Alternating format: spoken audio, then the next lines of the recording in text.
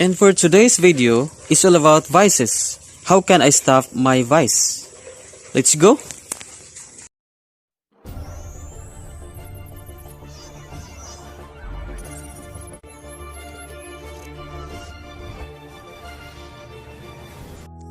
For today we talk about the 6 ways to stop our vice.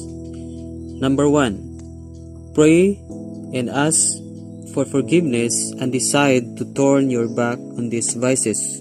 So you must to decide first and turn your back on these vices and ask for forgiveness to our living God, and He will forgive you. Secondly, curse these vices that have been enslaving you. So you need to curse these vices that have been enslaving you so that it will not destroy your life. So curse these vices. Number 3, take a firm stand and refuse your friends' persuasions. Prove to them that you are Christ's follower. Be different. So you must to prove your friends that you are a Christian, that you are a follower of God. So you need to stand firm. Do not be compromised to any form and pattern of this world. Be different.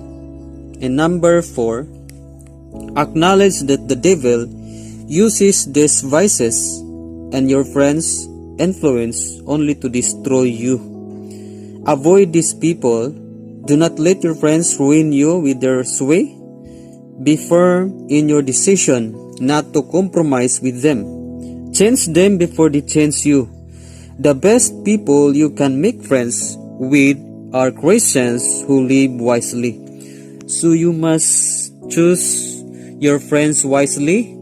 You need to choose with the guidance of our living God to decide what friends you are close together, and with all the wisdom that God is giving you, you can stand firm. Whatever decision you made, it is better to obey God than our friends. And number 5, look for alternatives. Regular exercise can help reduce the craving.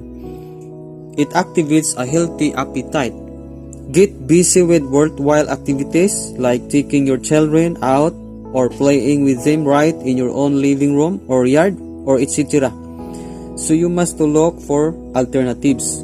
So playing basketball, volleyball, or any games that you can exercise to reduce the craving of all the vices you have. And number 6, many former smokers found candy or chewing gum as a good substitute until the craving is reduced, until it is completely gone. So putting an end to a vice may be a very difficult task, but God's grace is always a sure help and a great relief. With His sufficient grace, you can get rid of it. He can give you strength, as what the Bible says in Philippians chapter 4 verse 13, I can do all things through Christ who strengthens me. So destroy your vices before they destroy you. So this is our 6 ways to stop our vices. So God bless. To God be all the glory.